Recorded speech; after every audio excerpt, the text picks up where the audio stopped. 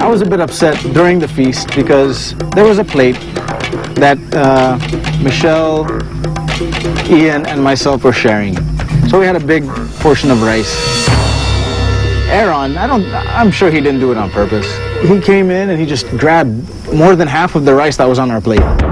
And I looked at him I was like, bro, there's 3 people eating off this plate. And I didn't even, take any notice of what I said and just kept eating. So I didn't say anything. I didn't want to make a big deal, especially with other people there. I didn't want to look like, the greedy bastard in front of, a team.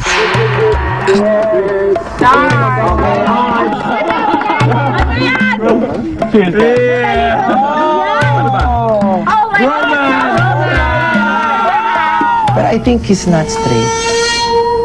Parang, we're in the same boat. Pero yung boat ko may flowers. Sa kanya, leaves lang. Kasi I have, radar. Nakakaloka kayo! Yeah. Dude! We're in the same tribe! Yes. We're in the same tribe! Kayo talaga ako ngayon yan, eh? Dito kami,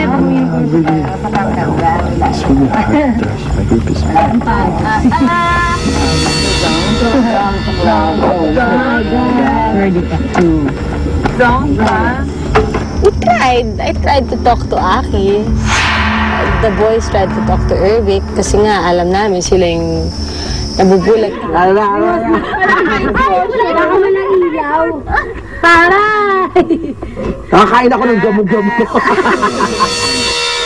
Si Aki naman, pagkasabi ni Michelle, syempre, sa Maria ko, sinabi na agad, nakatingin si Ian.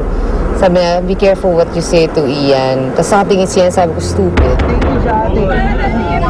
At that point, nainis ako kay Aubrey na talaga, parang nagsisimula na siyang maano sa nerves ko na hindi na talaga kami titigilan ni John. Alright guys, we had enough for today. Thank you so much, Nagar, for, The house. place. You're here! Bubuluhin mo kami. Nagpapaano mo. Nasaan na yung bolo? Para hindi Kaya gaya. Si John, sabi na, okay guys, that's it, ubos na, wala nang one. Sabi ko, ano nangyari? Ba't tayo bigyan? Oo nga, para pinalayas na lang tayo. Ano ba naman yun, wala nang tayong bahay, pinapalayas pa tayo. Sabi ko, Pwede ba kayo mag-donate ng bubong sa amin? Aga, kunin niyo yan ah. Ay, magkano kayo? Pwede, hindi ko na. Saan yung mga If you guys want, you can... Thank you, John. Nung time na humingi siya ng pawid, kami ni Aaron, parang, sige, go. Kasi, since marami naman kami, kumbaga blessed kami sa lahat ng mga tribe. So, yun, sige, kunin nyo yan. Total, okay naman yung bubong namin. Hindi naman umuulan. Baka kasi sila, walang ganito, walang ganyan. Ayun, binigay namin yung sobrang. Solid. Good dancing shoes. Mahingi sila ng pawid. And I said there's a few over there by the side. They can take those. So Moy started running around just grabbing things. Oh, here, you can have this, you can have that. And I'm like, first of all, you're not the leader of this tribe. And second of all, who gave you the power to make decisions to give anything away? gusto pa nilang bigyan ng rope, ng ganito, ganyan. Hindi sila nagdadamot, pero paano kung kailanganin namin yun, binigay nila sa kabila. Ang part ng game naman na to talaga is to make the other tribe miserable kasi habang wala silang tinutulugan, mas mahirapan sila, mas madali kaming manalo. God, sa bahay niyo! So much. Ibigyan namin yung plan. Yung kabila pag-shoot. Thank you, guys. Thank you. Ingat kayo. Opening up naman. Babay dato mo eh. Hey, you guys take care of it. Sundan bukas. Oh, God. Sana sinabi mo kanina na ano? I did say something. I said there's 3 of us eating off of 1 plate. There's 2 of you. Sorry kung yung rice ko na madami yung Guys, for one time. Sana lang na dami-dami natin kanin.